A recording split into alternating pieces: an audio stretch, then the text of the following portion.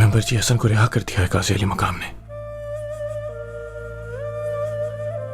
الحمدللہ، آج مریدوں میں پانی کے بجائے شربت تقسیم کرو قاسم۔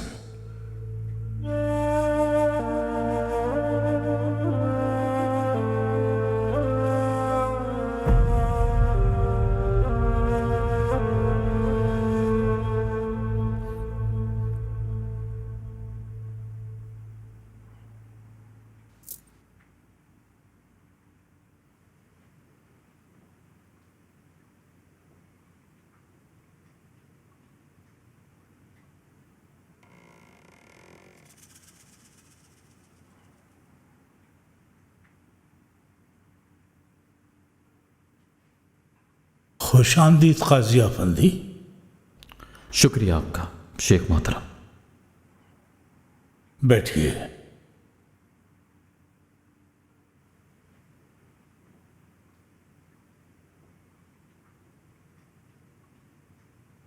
کون شیخ قاضی افندی؟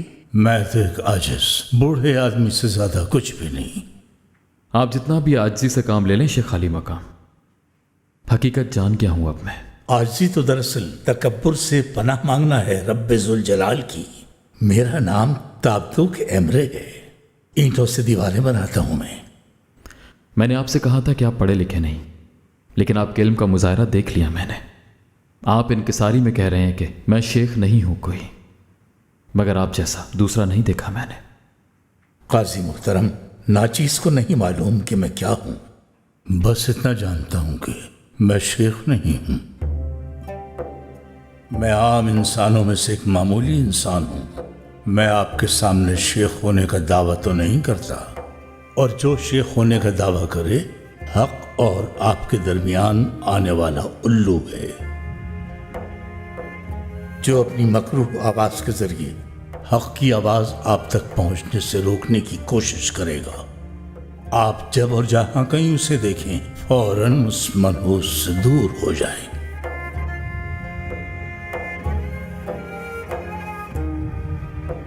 صوبیدار کو ساتھ نہیں لائے آپ؟ دھاوا بولنے کا ارادہ ترک کر دیا کیا درویش خانے پر؟ تو بتائیے آپ ہم سے چاہتے کیا ہیں؟ اگر آپ اجازت دیں تو صحبت اختیار کرنا چاہتا ہوں آپ کی، مرید ہونا چاہتا ہوں آپ کا۔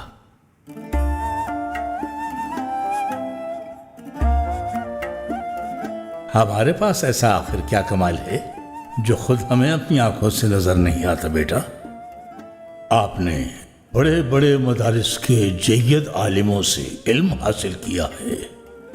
آپ تو بہت بڑے قاضی ہیں، بہت سا علم جانتے ہیں آپ، حدیث جانتے ہیں، فقہ جانتے ہیں، منطق جانتے ہیں، فلسفہ جانتے ہیں، الجبر بھی جانتے ہیں، بلکہ شاید فلکیات کا علم بھی ہوگا آپ کو۔ ہماری کتابوں میں یہ سارے علم کہاں فرزند؟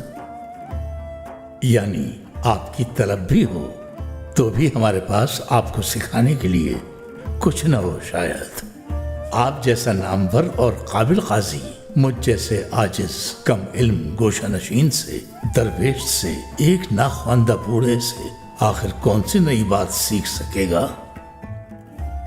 ہاں، آپ کو ایک نصیحت ضرور کر سکتا ہوں میں، اگر اس لائق سمجھے مجھے۔ آپ مقدموں میں عدل سے کام لیجئے گا، ہمیشہ عادل رہیے گا۔